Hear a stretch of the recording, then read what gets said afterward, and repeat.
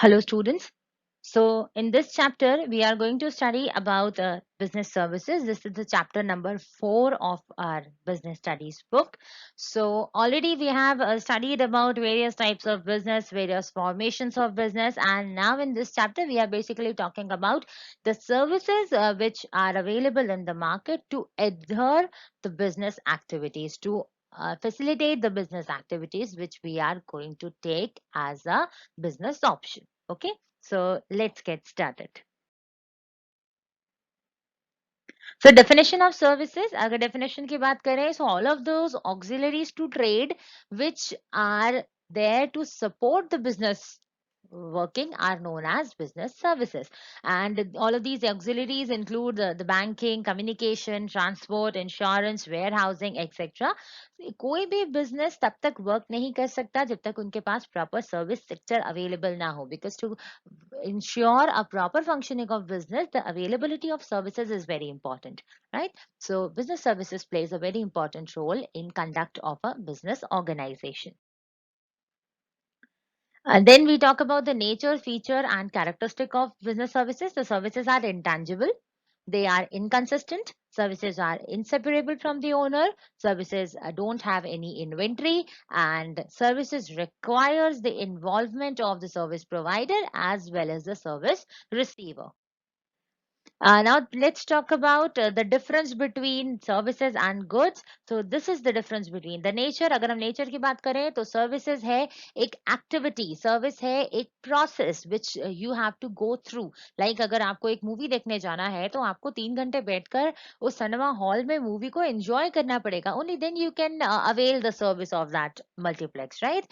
But अगर हम good की बात करें तो goods are the physical object जिसको आप एक जगह से दूसरी जगह कहीं भी transfer कर सकते हो and anybody can use that.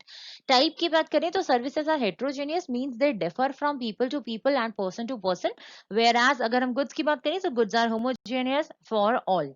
Intangibility, so services are actually intangible. You cannot touch the service, you cannot touch the movie which is going on in the cinema hall, right? But goods की अगर हम बात करें, so they are tangible. Like अगर आपने movie की cassette ले रखी है, movie की DVD ले रखी है, so that DVD will become the good.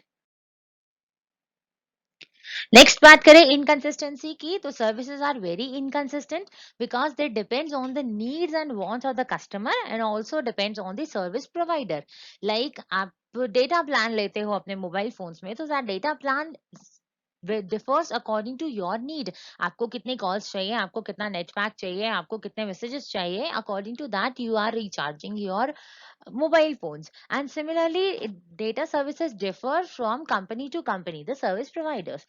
But अगर हम goods की बात करें तो goods एक standard क्वांटिटी में होते हैं, एक स्टैंडर्ड स्पेसिफिकेशन के साथ होते हैं, जिसमें आपको अपनी डिमांड्स को फुलफिल करना पड़ता है. लाइक अगर एक मोबाइल फोन है जो 6 GB रैम के साथ में आ रहा है, now you have to analyse कि वो 6 GB आपके लिए यूजफुल है या नहीं है, तो accordingly you can choose.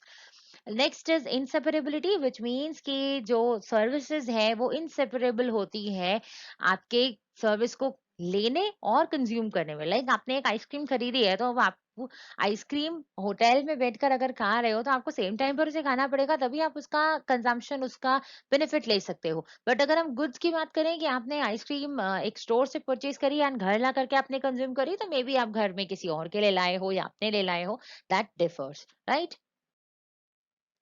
Then हम बात करें इन्वेंट्री की, तो आप सर्विसेज को स्टोर करके नहीं रख सकते. फॉर एग्जाम्पल आप कहीं ट्रिप पर घूमने जा रहे हो, you are going to Manali for a trip, so you can not store Manali trip in inventory or in a box or in a locker, right?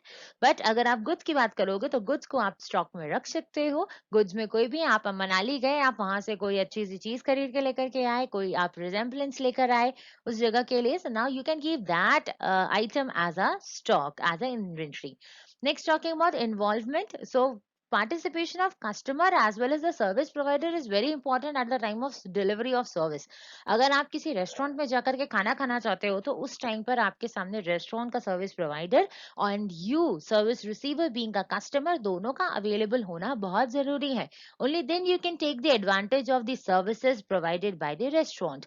But अगर हम गुड्स की बात करें तो गुड्स में इन्वॉल्वमेंट दोनों का होना जरूरी नहीं है. जैसे आप व्हीकल्स खरीदते हो, कार्स खरीदते हो, तो कार्स की मैन्युफैक्चरिंग कहीं और होती है, वो सोल्ड होने कहीं और आती है, and then you purchase when you want that. Okay. Next देखते हैं टाइप्स ऑफ सर्विसेज। तो बिजनेस सर्विसेज होती है, सोशल सर्विसेज होती है एंड पर्सनल सर्विसेज होती है। So business services are used by the business firms like banking, insurance, telecommunication. इस तरह की जो भी सर्विसेज बिजनेस पीपल के काम की है, these are known as business services. Social services are provided for the welfare of the society. जो भी हम सोसाइटी के वीकर सेक्शंस के लिए, पुअर सेक्शंस के लिए कुछ करते हैं, लाइक लाइक एनजीओज हैं जो काम कर रहे हैं बच्चों को एजुकेशन देने के लिए, वुमेन एम्पावरमेंट के लिए, तो इस तरह की सोशल सर्विसेज है। And personal services are provided by the individuals like beauty parlours है, स्पा है, सैलून्स है, टेलरिंग वर्क है।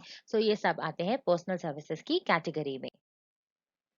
देन बात करते हैं बैंकिंग सर्विस की। सो बैंकिंग क्या है? बैंक एक ऐसा इंस्टीट्यूशन होता है जो आपसे डिपॉजिट को एक्सेप्ट करता है और आपको उसके बदले लोन्स प्रोवाइड करता है। And also you can withdraw that deposit with the form of cheque or any of the loans or advances as deem fit to you, right? Types of banks की बात करें तो there are commercial bank, cooperative banks, specialised banks and central bank. So commercial bank जिसे हम daily में deal करते हैं, these are commercial bank. Cooperative banks are those which are registered as a cooperative society. Specialised banks are there to provide some developmental things और export import banks और world bank, इस तरह के specialised banks है। And central bank is the central bank of a country, that is reserve bank of India. Now there are public sector and private sector commercial banks. Then functions of commercial banks की बात करें तो number one is acceptance of deposit, वो आपसे deposit accept करते हैं। Second काम करते हैं आपको फंड्स लेट आउट करने का। थर्ड काम करते हैं आपको बैंकिंग सर्विसेज प्रोवाइड करने का, which is most probably now is e banking.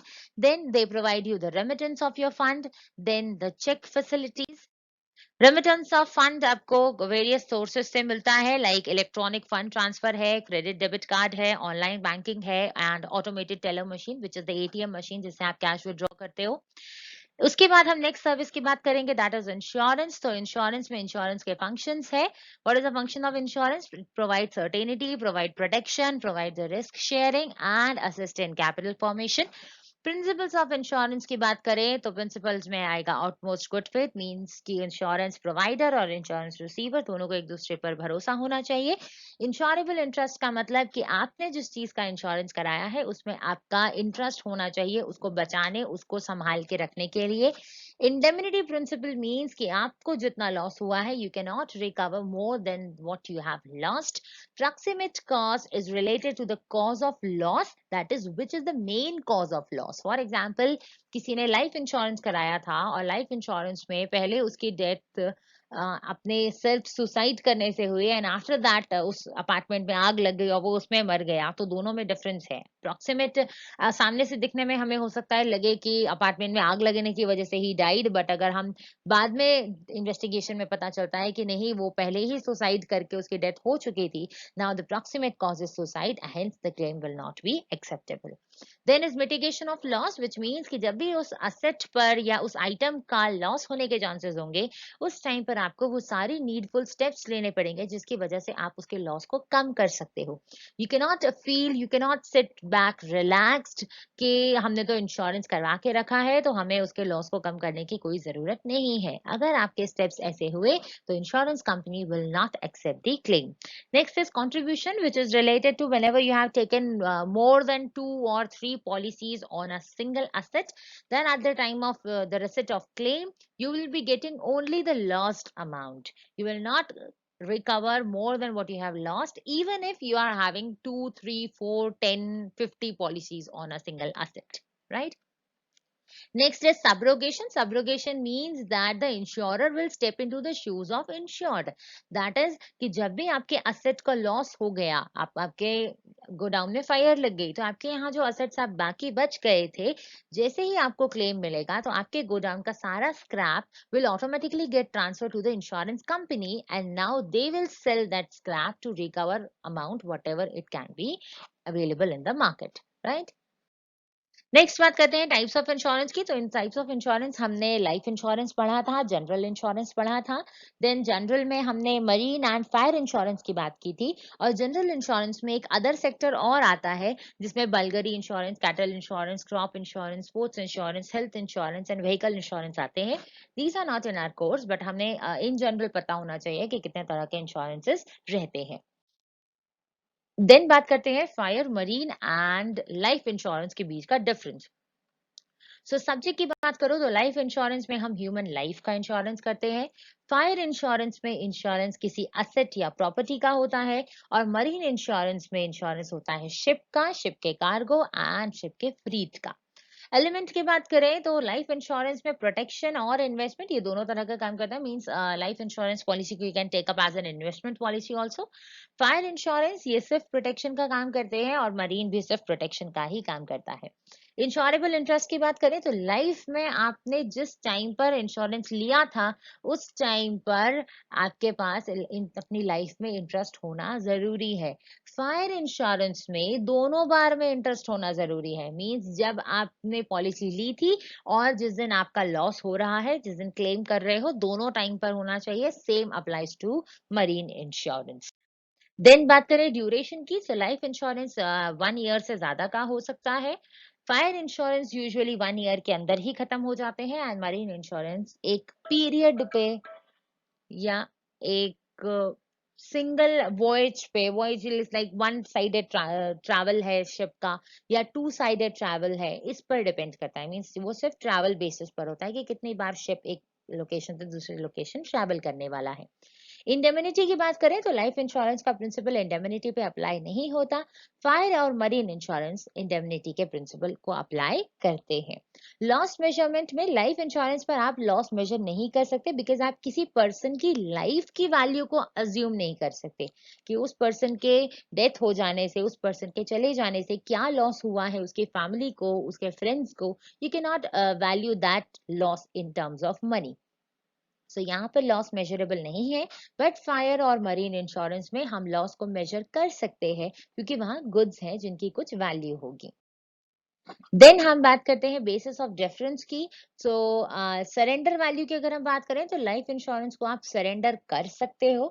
Surrender करना मतलब कि आपने सपोज 30 इयर्स का लाइफ इंश्योरेंस लिया था, एंड आफ्टर 20 to 21 इयर्स आपको लग रहा है कि नहीं, अब हमें लाइफ इंश्योरेंस की जरूरत नहीं है, या हमें इमीडिएटली पैसों की जरूरत है और हम वहां से पैसे वापस मांगना चाहते हैं, तो we can surrender that policy to the company, and company will pay you money back after deducting some of the minimum charges.